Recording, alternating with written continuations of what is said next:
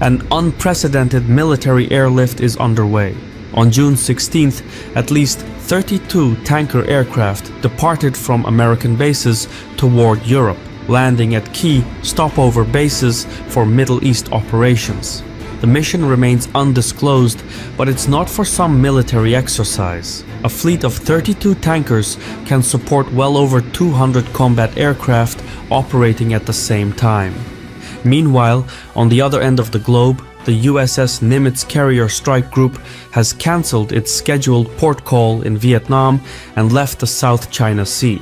It is headed toward the Middle East to join the aircraft carriers that are already there. This kind of buildup usually signals preparations for a large-scale air campaign. If America plans to support Israel's campaign offensively, these tanker planes and aircraft carriers would be among the most critical assets. In the coming days, the United States may find cause to get directly involved if it hasn't already. The drumbeats are distant, but they're marching this way.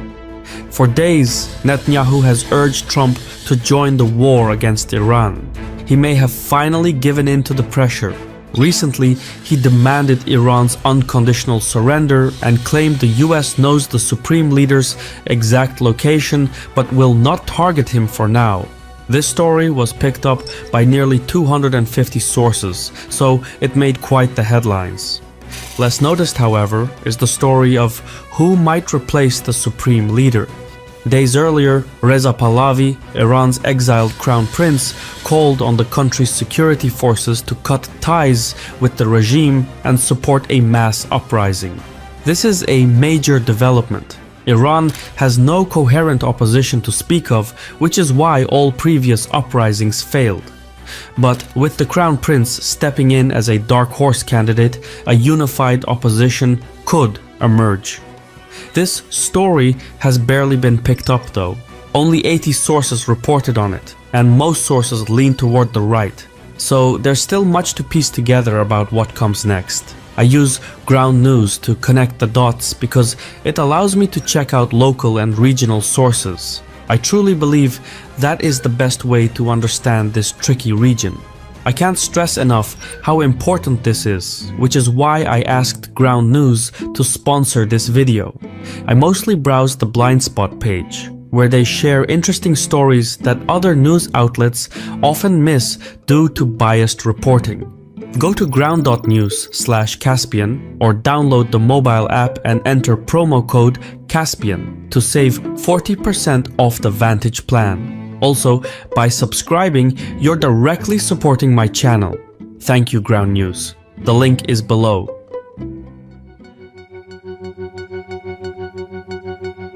Israel's airstrikes have hit hard but not deep enough. Satellite imagery shows damage at Natanz, which is Iran's main uranium facility. Key buildings have been leveled and more than a dozen top scientists have been killed. This building, for instance, turns weapons-grade uranium into uranium metal, which forms the core of a nuclear weapon. Rebuilding it could take up to a year. However, the real problem remains. Iran's most protected site, the Fordo fuel enrichment plant, is buried deep inside a mountain near Qom. Encased in reinforced concrete, the facility is believed to be beyond the reach of any Israeli weapon known to exist. It was built in secret and only publicly unveiled in 2009. Since then, Fordo has been at the center of international attempts to curb Iran's nuclear program. But Iran has other ultra-secure facilities to rely on besides Fordo.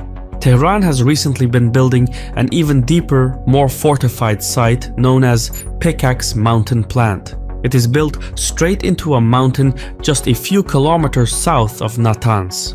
While Fordo is believed to have 2 tunnel entrances, Pickaxe has at least 4, making it much harder to seal off by bombing.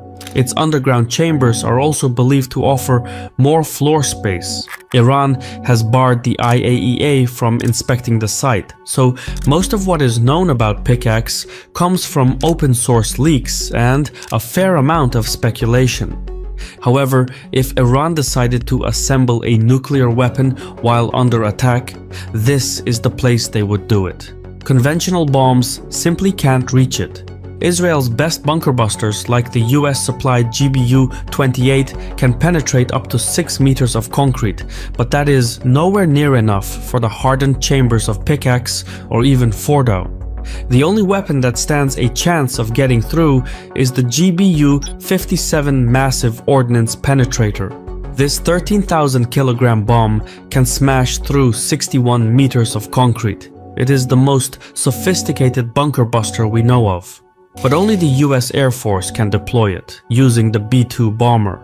No other aircraft is configured to carry it, and Israel has no B-2 bombers. So, to destroy Iran's nuclear program, Natanz, Fordo, and Pickaxe will have to be taken down, and only America can pull the trigger. Admittedly, air power alone may not be enough. Special forces would have to be deployed on the ground to confirm the destruction of each site, but the bottom line is that American involvement, especially in aerial operations, is inevitable. Most of the US tanker aircraft landed in Italy, Spain, and Germany at bases that typically serve as launch pads for operations in the Middle East. Morro Air Base in Spain is one such example. It is a place where tanker aircraft specialize in taking off to refuel B-2 bombers in the air. Doing so would then allow the bombers to keep flying to the Middle East to carry out attacks. So, what we're seeing is the formation of an air corridor designed to sustain a prolonged assault. A fleet of 32 tankers can keep over 200 combat aircraft in the air at the same time. There is no need for that kind of support in a region where the US already has a massive footprint. So, either America is preparing to strike Iran directly, or it is setting up a refueling mission over Iraq or Syria to let Israeli jets carry more bombs instead of external fuel tanks. The latter is the safer bet for the United States. With that many US tanker aircraft refueling Israeli jets, Israel can begin the second phase of the war, the Dahiya Doctrine. And from here, things get dark really fast. The Dahiya Doctrine is a controversial military strategy that involves the use of overwhelming firepower, including attacks on civilian infrastructure to deter enemies. It is named after a suburb of Beirut that was heavily bombed during the 2006 Lebanon War. The doctrine is designed to inflict massive destruction, pressure civilians to turn against local officials, and shift blame onto non-state actors who operate within civilian areas. Former Israeli General Gadi Eisenkot described it bluntly: if a rocket is fired from a village, the entire village becomes a target.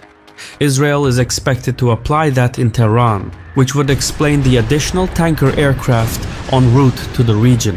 They're going to ramp up the aerial assault. The casualties would be enormous. Already, a mass exodus of civilians is underway, with many fleeing Tehran for safer ground. Critics argue the doctrine violates key principles of international law, namely the distinction between civilians and combatants, the requirement for proportionality, and the prohibition on collective punishment under the Geneva Convention. That is all very true, but sometimes power makes its own rules, and the world has no choice but to move on. This is the war American, Israeli, and Iranian policymakers have prepared for the last 40 years. It has all come down to this: Iran knows the United States is likely to join Israel in attacking its nuclear program.